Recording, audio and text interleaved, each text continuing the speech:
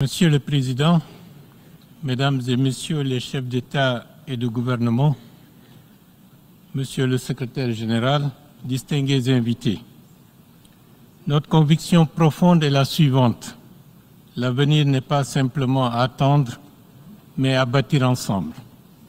Au nom de son Excellence, le général de corps d'armée Mamadi Doumbouya, président de la République, du peuple de Guinée et de son gouvernement, je vous adresse nos salutations fraternelles et nos félicitations aux co-facilitateurs de notre sommet, la République de Namibie et la République d'Allemagne. Ce sommet représente une opportunité unique de transformer nos engagements collectifs en actions concrètes et décisives. Le pacte de l'avenir est un cadre ambitieux pour répondre aux défis auxquels notre planète fait face, qu'il s'agisse des inégalités, des menaces climatiques ou encore de la nécessité de réinventer nos approches en matière de développement durable. Nous saluons le rôle de la coopération internationale pour apporter des réponses adaptées. L'investissement dans la jeunesse et les générations futures doit être au cœur de notre action. Nous devons leur fournir les moyens nécessaires pour qu'ils puissent réaliser pleinement leur potentiel dans un contexte où la migration clandestine est en train de vider nos pays de ses ressources humaines. Les innovations technologiques et numériques doivent être utilisées au service de l'humanité tout entière, car la technologie et l'innovation ne peuvent véritablement être bénéfiques que si elles profitent à tous.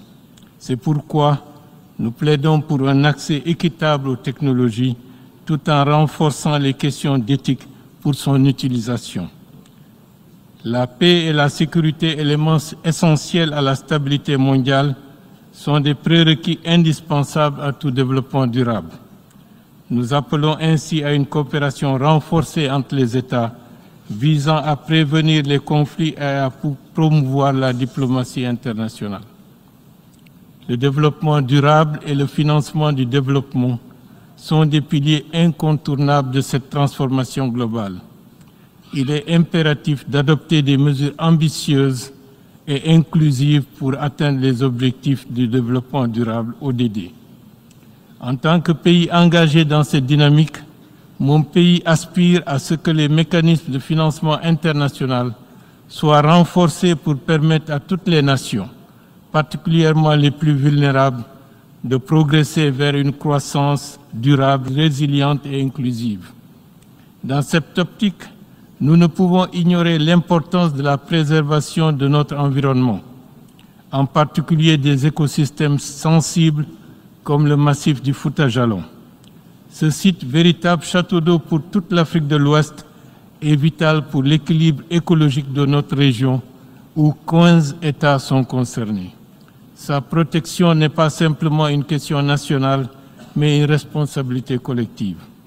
Nous réitérons avec force notre engagement pour son inscription sur la liste du patrimoine mondial de l'UNESCO afin de garantir sa conservation pour les générations présentes et futures et de renforcer les efforts globaux en matière de développement durable et d'anticiper pour prévenir des conflits autour de l'eau.